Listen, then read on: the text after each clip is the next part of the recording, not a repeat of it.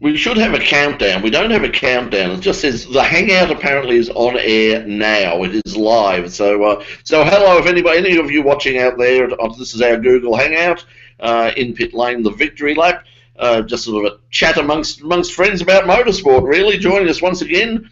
Well, we've got the usual cast of suspects. So Trent is with us, Michael and Andrew, and guys, welcome to the program again. And do we start with a moment of silence for the death of Marussia and Caterham and even Formula One in general? I mean, it's all a bit like the Apple stories. I mean, every time sort of the sales of iPads go down by sort of 1.3%, it's Apple is finished, Apple is doomed, and now it's Formula One is finished. It's the end of Formula One. Incidentally, people watching in America, I think at about this time now, Mr. Lewis Hamilton is as we speak, is currently apparently on the Today Show in America. So there's a good get for them with Austin coming up this weekend. But Michael, first of all, can Formula One survive? Is this the end of the world as we know it? Look, I don't know if end of the world. I think that could be a little bit strong for now, but it's definitely dire straits for Formula One. It's been evidence of what people have been saying since 2009, pretty much, when Max Mosley tried to implement the budget cap that didn't work. In many ways, it is a small miracle that Marussia and Caterham have lasted this long, considering that their original business plans were to run on something like 40 million euros or pounds, depending on your currency preference, per year. Immediately they had to double that just in their first year alone. So the fact that they made it this far is something of a miracle. It does raise a whole lot of questions about where Formula One's going. At least one more team, Sauber, is 50-50 on making it through to next year.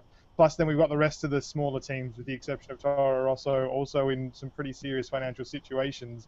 The trouble is that money is just not really running into the teams at the moment. Half of it's being taken out by the commercials rights holder to, I don't know, fund their yacht. Whatever they're doing with all of that money, it's got to turn over $2 billion. Well, I think in Bernie's case, it's to fund the daughter mainly. I mean, she seems to be getting most of it. That and the court cases, I think, with Bernie Ecclestone. One or the other, he's got a lot of lawyers to pay for. And then most of the rest of the money, the prize money, is going towards Ferrari, Red Bull, McLaren, and Mercedes.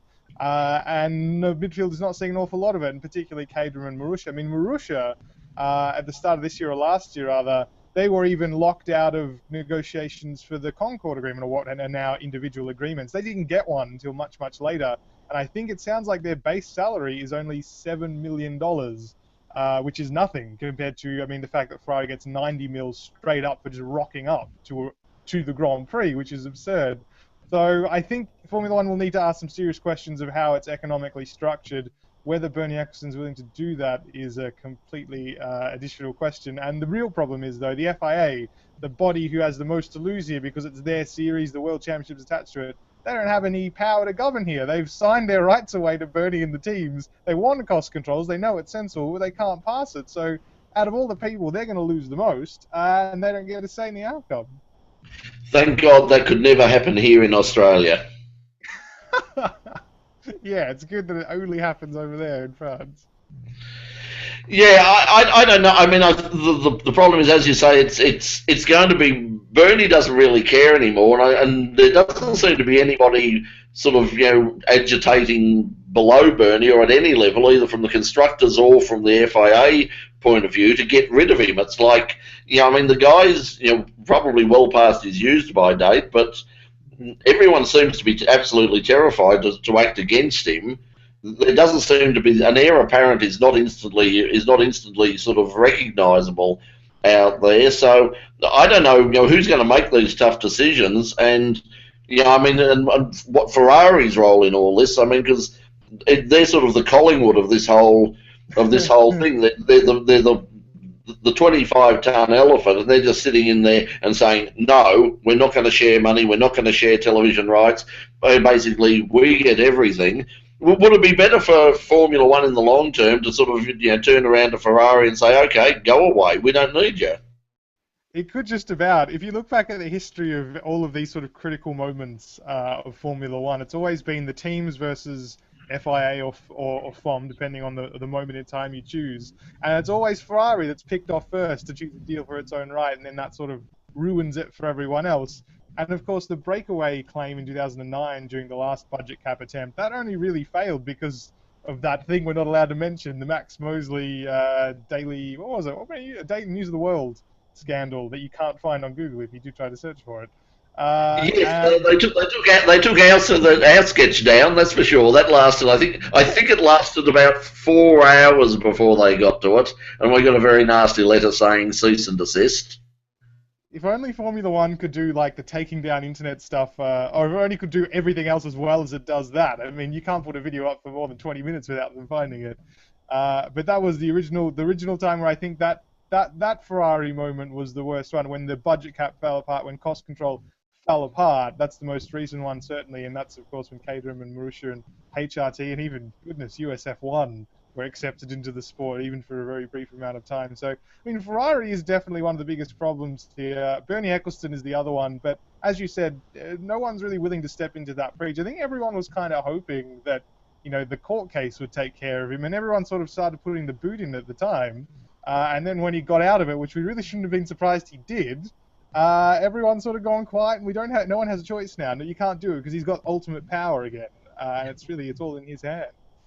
It's a bit like the old Get Smart episode, yeah, like where he's putting the fist into the big lunk and saying, "I look sorry about the crack about the big, you know, silly gorilla thing." And once Bernie was free again, it was like, yeah, no, we're so happy to have you back, Bernie. It's so good to have you, and we always knew that you would come back. And they're all sitting there going, what the hell happened with that German legal system? But Trent, do you think we're going to miss Caterham and Marussia and even Sauber if they go, or is it going to be ultimately better for Formula One to have these stronger teams like Ferrari, McLaren, Red Bull, etc., running 3 cars and perhaps having a better chance of having more competitiveness in the field?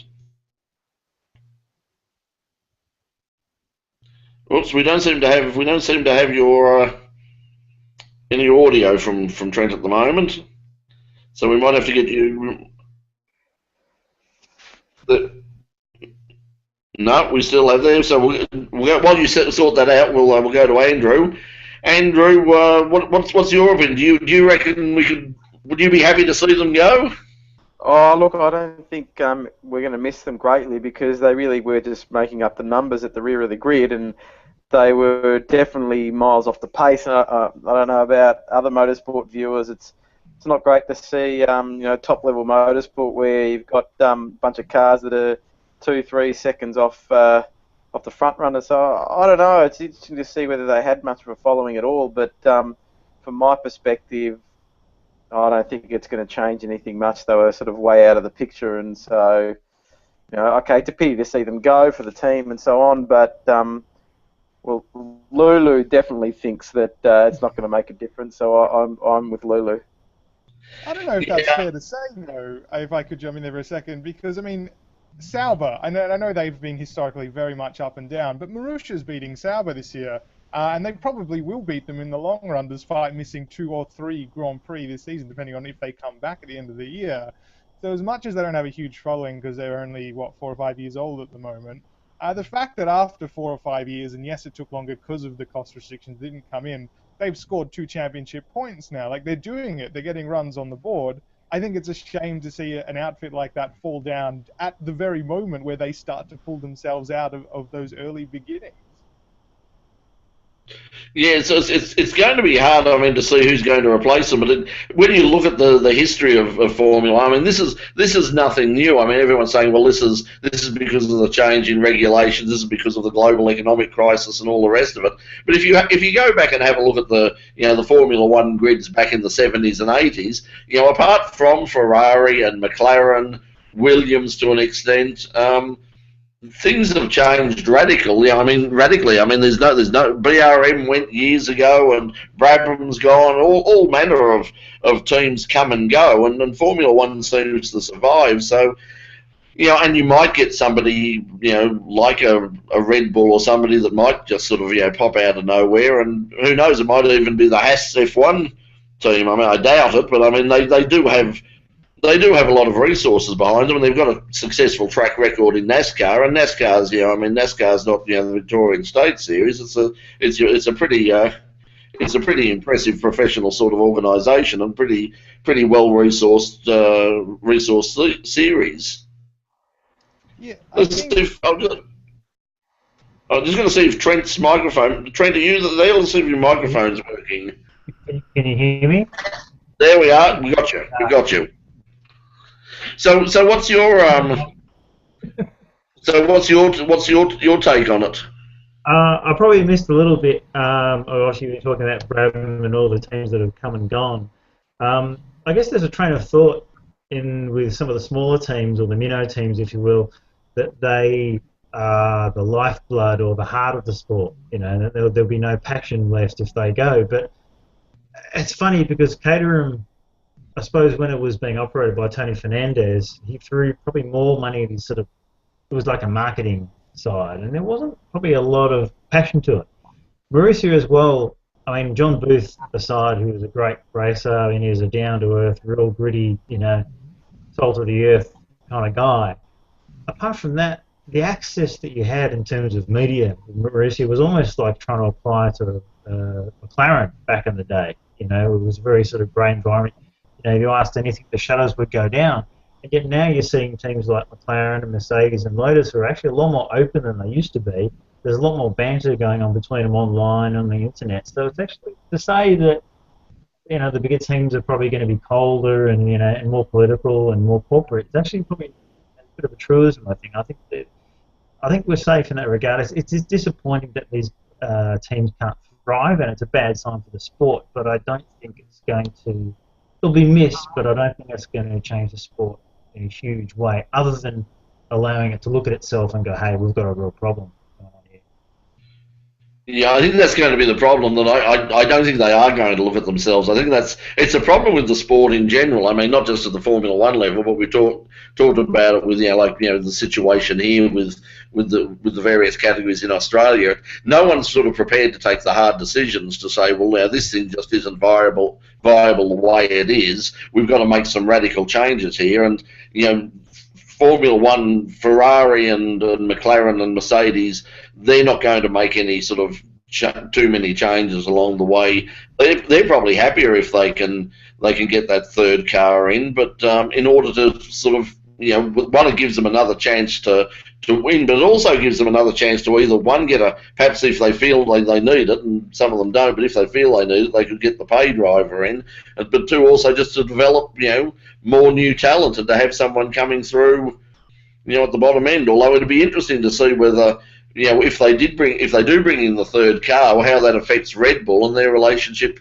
and their owning of Toro Rosso. Because if they've got the third car, perhaps they decide, well, we don't really need Toro Rosso anymore. That's sort of an unnecessary expense. We can bring in the next generation of the Red Bull driver development, straight from Euro F3 or Formula Renault 3.5. We can just drop them into the third car.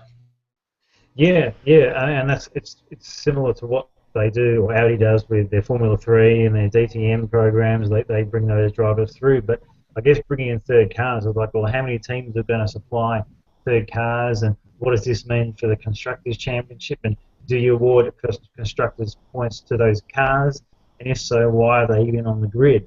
It sort of throws the whole idea of a Constructors' Championship up in the air anyway. It's a bit of a joke. So I know from an outsider, I mean, every year Formula One changes, and they've got to try and,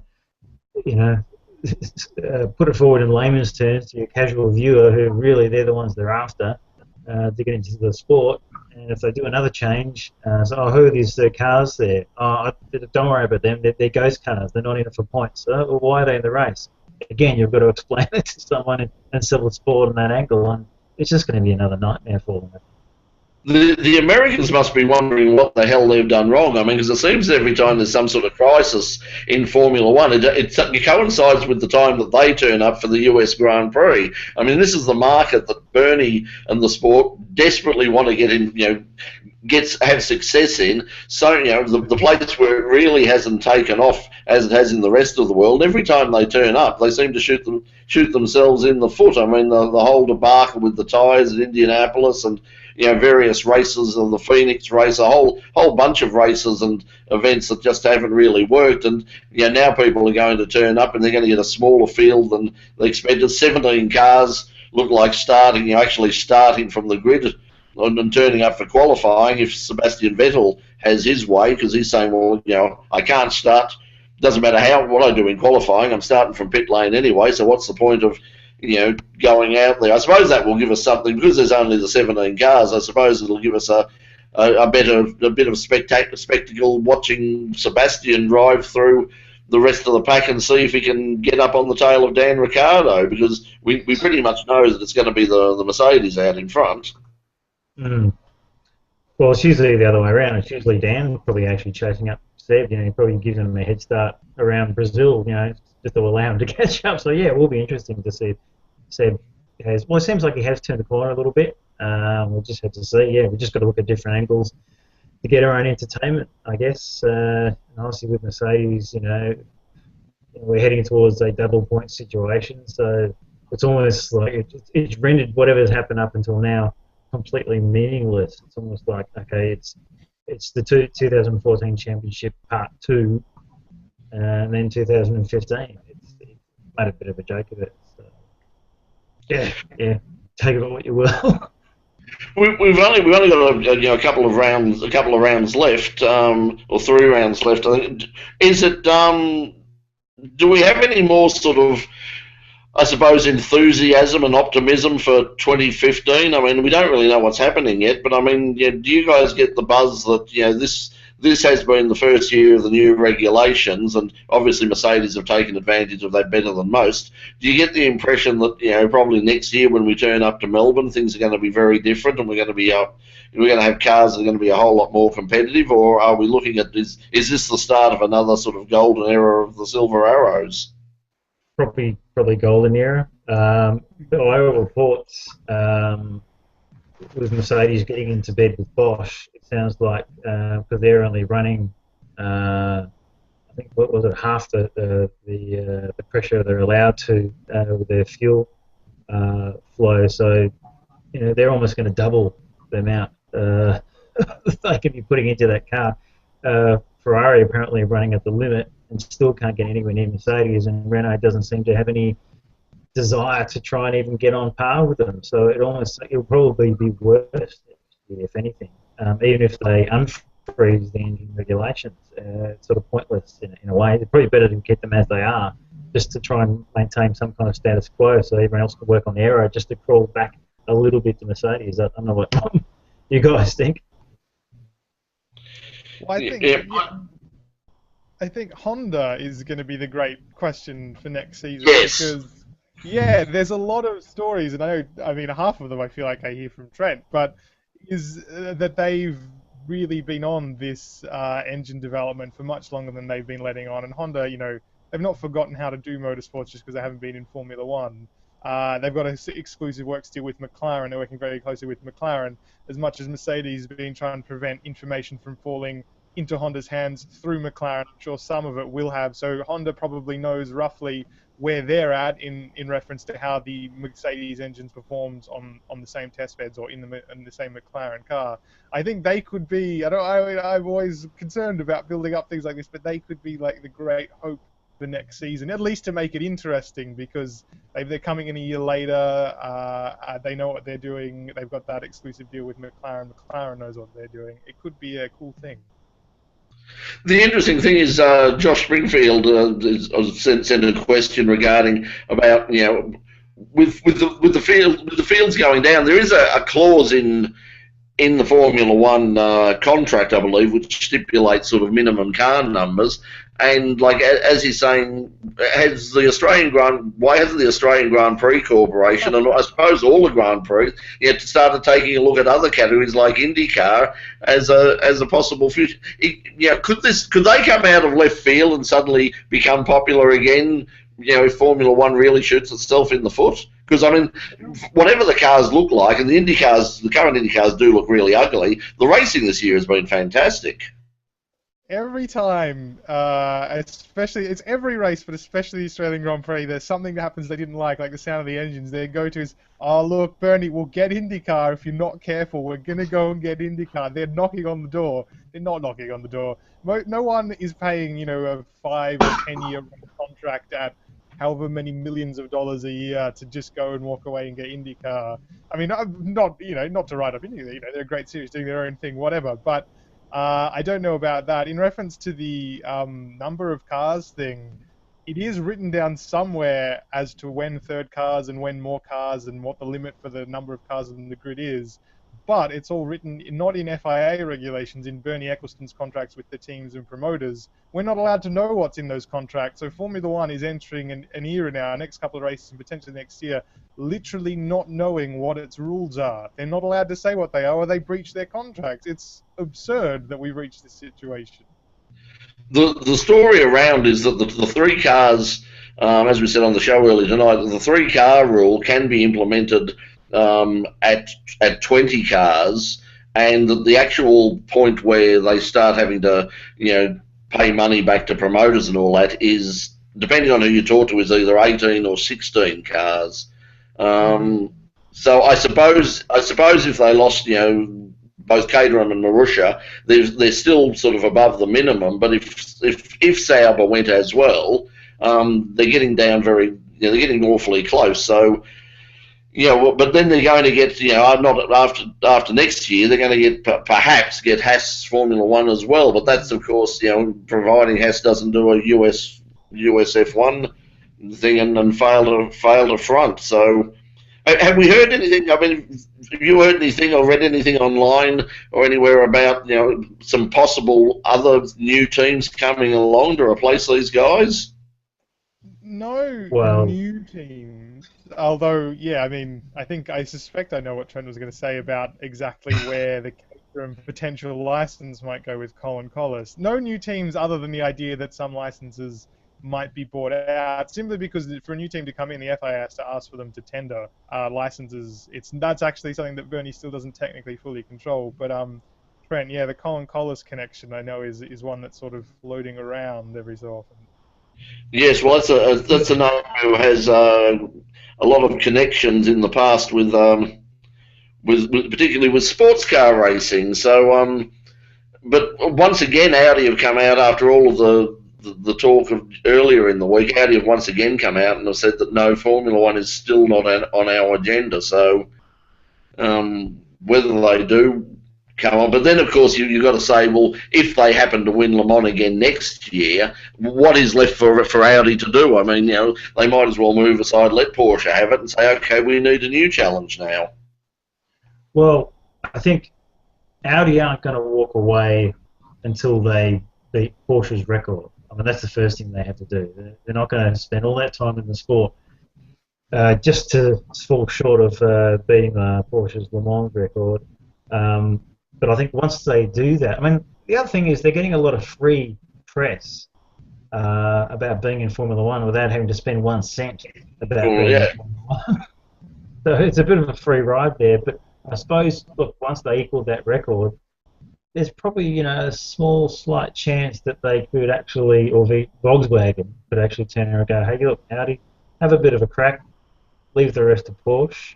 For sports cars, look, there's that little door, there's that little opening for them. But I think at the moment they're just enjoying all the hoopla without having to lift a finger. Yeah, well, it'll be interesting. What do you think we'll see on the weekend? In terms of the circuit, we know Mercedes are sort of suited anywhere, but with the circuit, Michael, do you think it's going to suit sort of Red Bull more than Williams, or Williams more than Red Bull? Who's going to be sort of the best of the rest? Well, like we've sort of seen at Tilke circuits of late, aside from Russia, which, boring, whatever, is that you got a combination of parts of the track which are very twisty or technical parts of the circuit, certainly the first half of this track is, and then a couple of long straight sections, which we also have here, a huge straight. So the Mercedes power will be enough, let's say, to keep them out of the DRS zone. So if Williams and Mercedes ends up in front on the grid, they'll probably be okay from there. But you wouldn't write off Red Bull for a good probably half or so of this circuit. They've done, I think it's been the last 2 years. Oh no, well, sorry, Sebastian Vettel came second in the first year. That's right, after he was passed by Lewis Hamilton. But certainly the car has looked handy here in the past. But I suspect it's going to be. I mean, any car that's not in contention for the World Championship, which is all of them, have been doing the clever thing and putting their resources towards next year's car. So I don't suspect the order will be changing. I suspect Mercedes will be up there. Williams, if they qualify well, will be up there as well. And then if Daniel Ricciardo can get in the mix, I wouldn't write him off. But yeah, usual suspects around this circuit. There's nothing too special. Is the battle between Lewis and Nico sort of well and truly over now? Do you think they've sort of decided that Lewis is going to be the man regardless of double points in Abu Dhabi or anything like that? They're just going to say, right, Lewis is the man, and unless something really silly happens over the next couple of races, he's going to go on and win the championship.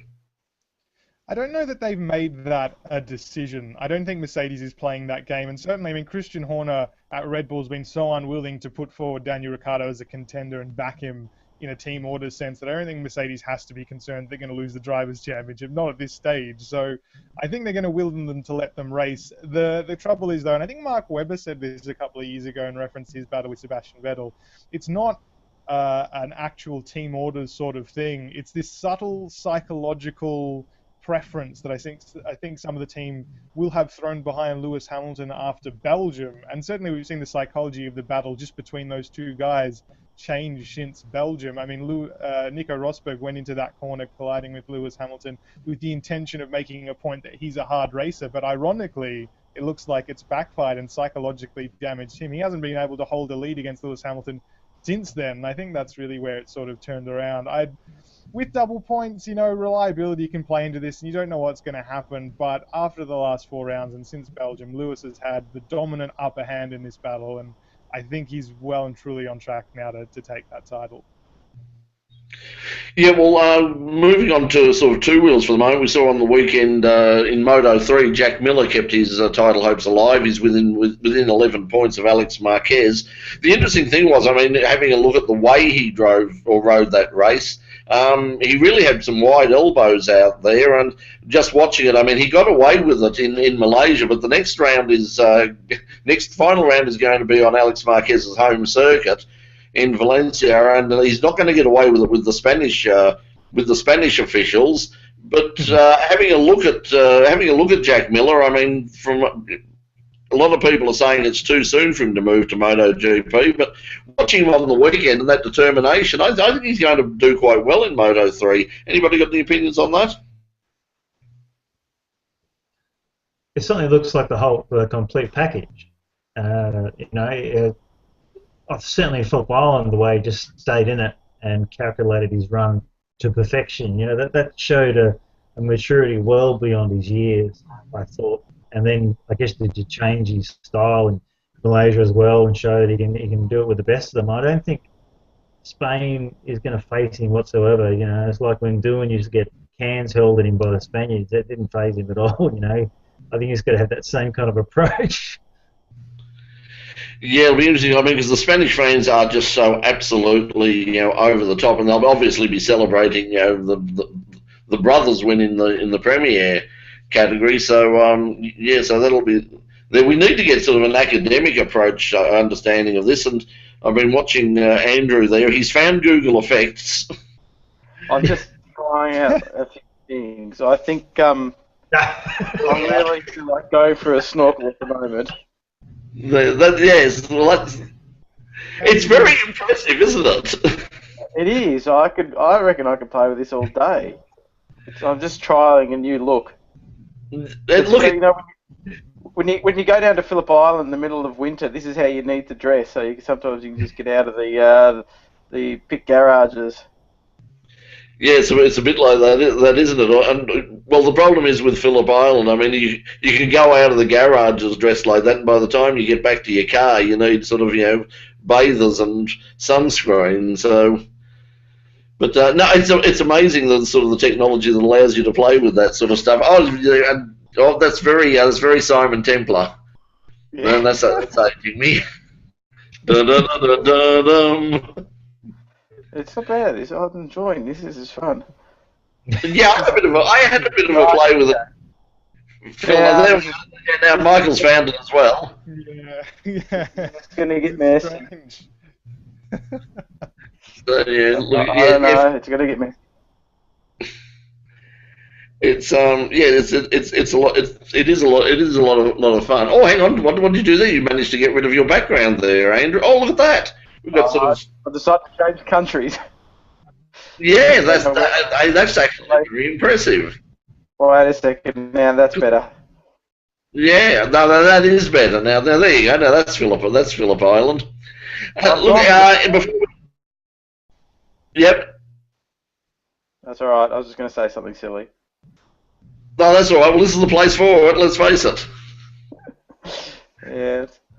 Hey, what about we haven't talked about domestic racing with V8 supercars. It's just they had a great time whacking into tyre bundles on the weekend. Yeah, that's the reason I didn't sort of talk about it. The sad thing is, I mean, the Gold Coast race used to be, just so good. It was one of the really good races to attend back when the Champ cars were there, and the Champ car people were just fantastic to deal with, and they were always very pointed about, contrasting the way they treated the media, local and otherwise, from the way the V8 supercars. I remember at one particular sort of media briefing where somebody from, I forget who it was now, somebody from Champ Cars got up and he opened with to our local friends from the Australian media. This might come as a shock to you, but we actually want to help you do your job this weekend. So it was fairly pointed, and they were really good. But since the Champ cars have gone, it's just become another round of the V8s, and they've changed the track. It's not as big as it was, and it is. I mean, it was processional. If you have a look at the lap charts, basically from lap 5 on, apart from a couple of small times during the pit stops, it was just an all-the-way win to Whincup and Dumbrell. Yeah, some of those chicanes, they added some great television footage, but I just don't know whether it spices up the racing that much. But yeah, I don't know. Maybe they need to do what Clipsal are doing and bring stadium trucks and put some jumps or something. That'd be a good Gold Coast kind of thing. Bit of glitz and glamour with some jumps and things like that. But I don't know. It's like what we were discussing last week about the economics in motorsport. Maybe that's preventing any sort of great changes, or there doesn't seem to be any money to invest in anything to try to spruce these kind of events up. So maybe it is stadium trucks is the answer to all of our problems. So. Well, it's funny. What was that? Not enough Warwick Kappa for a Gold Coast event, I felt. Yes, a bit of Warwick Kappa and his long blonde locks would have done wonders, I think. But I think Warwick might even be based down here nowadays. I'm not sure. He certainly seems to show up. People seem to find him on the street quite regularly. Show up is the correct term, I think, for Warwick Kappa. It's always showing up, never really invited. One of the things I thought was interesting about this weekend's event, like you said, the chicane thing, which is just like the go-to, because you can do so many things with the street circuit. How many times do we have to have sort of front ends ripped off cars before we think that either, maybe that's not the greatest of ideas to have so many or so high or something? Like, it just seemed like I saw too much of that this weekend for it to be like a thing that should be happening. Yeah, well, it's been the problem with that circuit since day one. They've tried all sorts of things to stop people from cutting those chicanes, and nothing works. Absolutely nothing works at all. And they just tear up, as you say, they just tear up cars. Racing has been fairly processional. I don't know. I must admit, I didn't see Saturday's race. I didn't see it at all. I mean, it was just 2 days of it.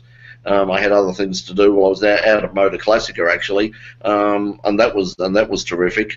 But yeah, so I didn't see Saturday's race, see whether that was any good or not. But the But yeah, Sunday's race, it was a bit pedestrian, and yeah, as you say, it makes for great television watching the cars sort of bouncing over those curbs and in slow motion, all the rest of it. But it's not the best way to sort of to sort of have your suspension lasting and to keep your car together. Yeah, just install stingers on the offs of the curbs. I mean, that'll achieve the same result, but with less sort of chassis damage, I imagine. Yeah, well, I think they've tried quite a few things now, and none of them have worked. So I suppose it'll continue for quite some time. Just Andrew, you mentioned the stadium trucks. I mean, as someone involved in local motorsport, there's been quite a backlash against those stadium trucks coming out here. And the Clipson 500 was always interesting because it's one of the few of these events that isn't actually run by V8 supercars. And they've always been really good in having like a good variety of support categories. And now they just seem to have flicked the switch to vaudeville and said, we're not even going to bother with local stuff anymore. We're going to bring out these with more bands and more spectacle and more these stadium trucks. It doesn't do much for the local scene, does it? No, it doesn't. But look, when you look at it from their perspective, they want to put on a show, right? And if the show means bringing the stadium trucks and whatever, I've been at Clipsal and it is a great event, but I've also been at Clipsal in the grandstand when people were just walking out every time. They put the Aussie racing cars on at 8:30 in the morning, and they put the Formula Fords on at 5:30 when people were leaving to go home, and it was sort of V8s or nothing. And maybe having some of these other categories there might put on a better spectacle for the the paying public. And it's. Look, when push comes to shove, how many people want to see open wheel racing? How many people want to see Aussie racing cars going around? And there's nothing against these categories. It's just that from a spectacle point of view, I tell you what, they're going to love some stadium trucks doing some jumps down the main straight. I can tell you now, it's going to be big. And maybe that is the future for some of these big events where you've got to focus on giving the paying public some value. And okay, the downside is the local motorsport doesn't get the support, but there's other avenues for local motorsport like Shannon Series, and there's the V8 supercar events, other V8 supercar events. But look, I think it sounds you'd love to see more Australian categories on there, but I can also see it from the organisers' perspective. Let's put on a show for the crowd.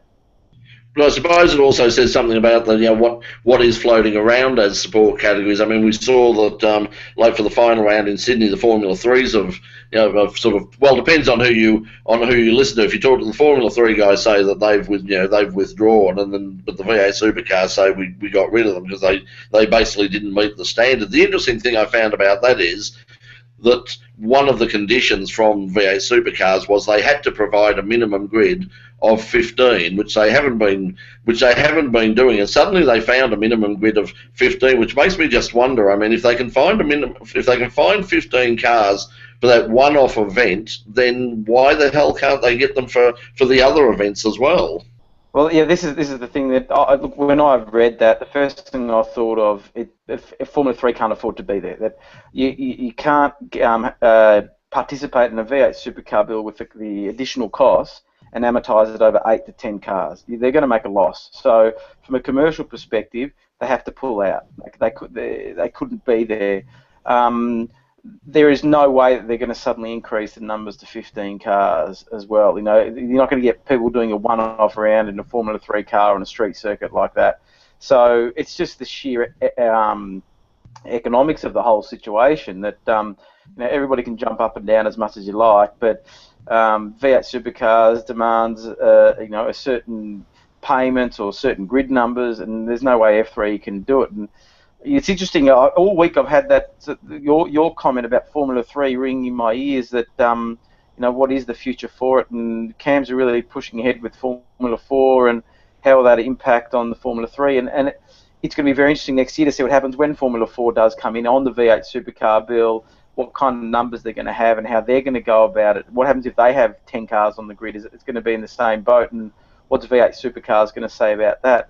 But apparently Cam's tried to help Formula 3 because when you think about what Cams have done, they've gone out and said this is the future pathway: Formula 4, Formula 3, eventually Formula 2, then Formula 1. That's what the FIA is trying to say. So CAMs need to try to keep Formula 3 viable. So of course they're going to publicly try to support Formula 3. But I think Formula 3 needs to go back and really make that radical change to their series to try to get the participants back. And you know, they're sort of, a lot of people out there are sort of saying, oh, it's not dead, it's not dead. But I tell you what, 8 cars on a grid is next to dead. You know, that nobody wants to see eight wings and slicks cars going around the track. So if they were at V8 supercars, it probably wouldn't help their cause anyway if they only had 8 to 10 cars. So it's probably best for them to stay away from it and reconsider what they do next year and get the stadium trucks back. Yeah, well, the more I think of this whole thing with Formula, I just really can't see why anybody involved in Formula 4, I mean, they spend all that money for Formula 4. Let's say they win, they get their 250,000, whatever it happens to be. I just can't see anybody saying, okay, we're going to spend that money to go and possibly become Australian Formula 3 Championship, because it means nothing. I mean, and the interesting thing was, like, I love Formula 3. I think it's a great category. I love the cars. I love the racing. But they were talking about this on Midweek Motorsport on Radio Le Mans last week, and I think it was Tim Gray who went through a list of all of the great drivers who have come through various national Formula 3 championships, and the thing was, virtually none of those championships exist anymore. The Italian Formula 3 championship is gone, French Formula 3 championship is gone, Germany's going, Britain's going. About the only one that's sort of, you know, they've all been swallowed up by Euro F3, and also there's a reasonable field in Japan. And that's about it, really. And I just can't see why anybody in Formula 4 from anything would want to say, well, I now want to go to Formula 3. They'll either go overseas, or the big winner in this, I think, is going to be Carrera Cup. I think that'll be if they want to stay in Australia and run V8 supercars, have a career in V8 supercars. I think that'll be the next logical step. If I was pushing a kid in that direction, would be say, okay, if you're not going overseas, I wouldn't be going to Formula 3. I'd be saying, you know, here's my $250,000, Mr. Porsche. Please take it away. Yeah, I think the concept of pathways now for kids and it's really blurred, because people are trying to sort of get to that sort of maximum level they can afford as quickly as possible. So you're seeing people coming straight out of the likes of Formula Ford going straight into the V8 supercar development series, where in the past it was an easier step to go to a Porsche series because the cars were sort of more similar, you know, as much as it could be, really, being a sedan. But now we're seeing these guys just going straight into the big time to try to get noticed. And you know, you can spin your wheels, you know, trying other categories, and before you know it, you've been left on the shelf because now you're too old. Because, you know, you want to get to Formula 1, you need to do it pretty quickly nowadays. You have a look at Verstappen, and even then, you know, what's their pathway really been? A lot of it comes down to how much money they've got as well. So it's a really tricky time, and Europe's a problem, like you said. The F3 thing's falling over in different categories.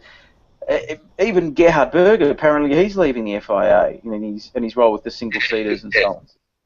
So yeah. It's sort of like it's falling apart. That they've put out this plan, but they can't even fulfil the plan. They're even talking about the pathway being F2. Well, where does F2? And what about GP3 and GP2? Like, and all the Formula Renaults and all that kind of stuff. It's just too much. And there aren't enough. I was talking to someone today about it. If you take Australia as an example, there aren't enough families out there that can afford to keep on spending $250,000 a year to go racing, that can keep, you know, 20 cars on the grid. You know, there's not 20 of them that can keep on backing up year after year.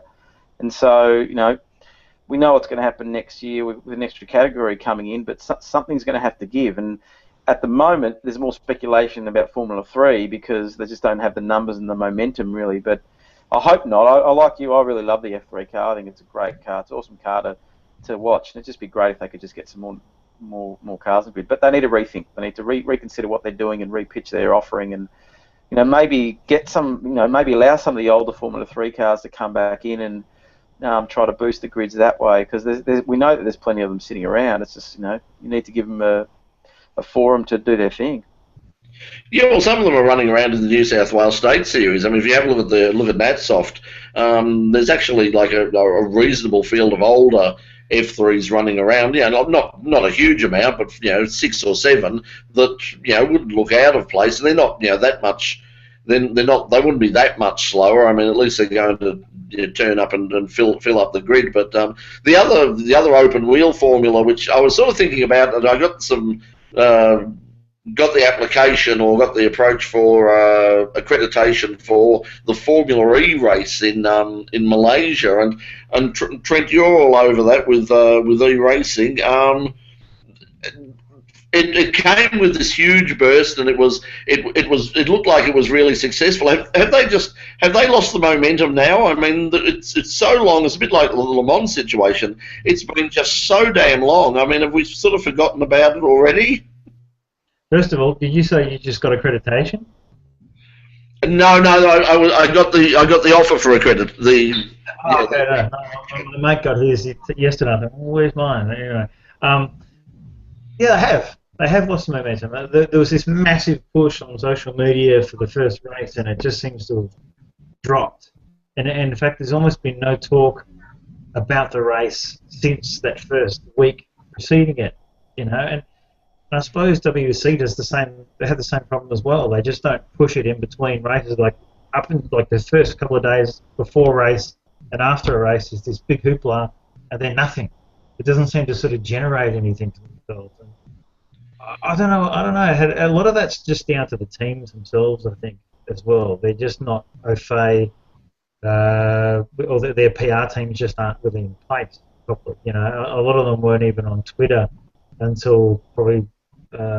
Even after the first race, Frank Montagny was very slow to get onto Twitter himself. It was only the last 2 weeks he's been on there. The only thing they seem to be using it for is, but a couple of days before the event, please vote for us in fan booths, because they just remembered, actually we might need this in the race. Not that they used it, of course. But yeah, there has to be a massive push behind that, and they're just not doing it, especially given that the whole thing has almost been built around social media. They're not really using it as they should. Are the drivers paid in Formula E, or the drivers are paying their way to participate? The way it operates is that the drivers go into. It's a weird system. They have a club, if you will. It's almost like the drivers' association. So all these drivers put their name to a hat to go into a club, which is the Formula E Drivers Club. And then the teams have a choice whether or not they can choose drivers from that club, or if they want to choose them outside that club, so any other field of motorsport, which they obviously are in anyway.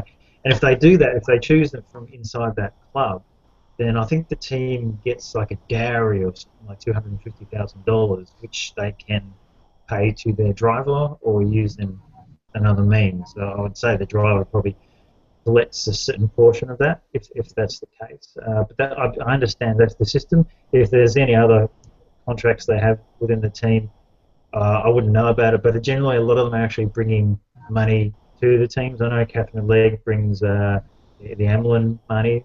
She took that from IndyCar after she got sort of screwed over a deal there with Dragon. But obviously some of the other ones with Lucas de Grassi, there's an Audi affiliation there with ABT, and obviously ABT with Daniel Lapp, the son, he gets a free ride there. So there's all sorts of different deals going on, but there is that club aspect, and there's a pool of money going around there, which Formula E Holdings probably supply in that respect. So, but it's a little bit murky and all over the place. It's not overly clear. Yeah,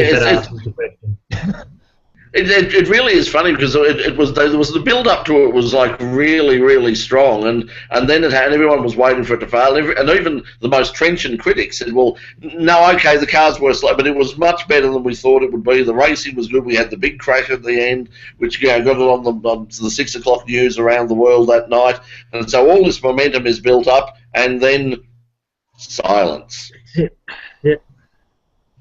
Yeah, you got to capitalise. You have to capitalise on things like that. I mean, they couldn't have asked for a better race. Even up until the accident at the end, the race was a success. I don't know who's running that show, but don't know, maybe they need a new PR department because they're certainly they were given a golden goose and they just sort of left it out in the backyard or left it in the bathtub or to do whatever it does, and it hasn't done much, unfortunately. An electric cars in a bathtub is not a good mix. No, you're right. Okay, well, I think we might wrap that up before we go. Trent, any plugs for e-racing? What's coming up there? And yeah, we'll be out after this weekend. We've got the Shanghai 6-hour race over there, and we'll be out probably middle of next week. We'll have the Fuji round covered and the Shanghai round covered as well. Plus, quite a few interviews this week. We got Andre Seidel, the head of Porsche, and Timo Bernhardt, Anthony Davison, and a bunch of other sports car drivers from United Sports Cars as well. So yeah, a lot in there. We'll have got to cram it all in this weekend. Yes, I know the feeling, having to put together half an hour before Friday to get the Motor Classica show up and running for next week, because we're not in the studio next week. So yeah, it's all well and good to go out with 3 cameras and shoot 7 terabytes of high definition footage, but then you've got to actually go through and trim it down into a 24-minute and 30-second program, and that's where it gets tricky. So where do people go? What's the URL? You can go to www.e-racingmag.com. Other than that, just go to the GMAG e-racing newsstand. Just to type that into a search engine, and you'll see all the back issues there. Okay, Michael, box of neutrals. What's happening with you guys? Yeah, well, we'll be back on Friday at 3:30 Eastern Time and 6:30, and every other half hour, apparently. I'm not sure. It's 3:30, definitely. We'll be previewing this weekend's race in Austin. And actually, I've got a column this weekend on the Raw. This is Friday. What day is it today? Wednesday. Yes. Because this weekend in Austin, they're going to be trialling a system to see if they can implement speed loops, the yellow flag areas, after that accident in Japan. It's one of the recommendations they came up with straight after Japan. And we chatted to Dr. Gary Hartstein, who was the former FIA medical delegate to F1, about just generally flag discipline, which has been lacking not just in Formula One, in most sports, if we're honest, and that's been a contributing factor, not just to the crash in Japan, but to crashes in motorsport generally. And so that's something that's definitely going to be put to the test this weekend, and that'll be in the column on the Raw on Friday, and the show on Friday as well. Okay, Andrew, you got anything to plug? What's coming up? I mean, the next round of the state, we've got the Isle of Magic coming up at the end of next month. We've got Shannon's round this weekend at Sydney Municipal Park. We've got the final round for Formula 3, and that's going to come down to the wire between the front runners there. And we've also got the second last round for Formula Ford. 20 cars scheduled on the grid for that one. And again, it's going to be some close racing there. I think it's going to be a good track with the Formula Fords, and Tom Randall and Jordan Lloyd and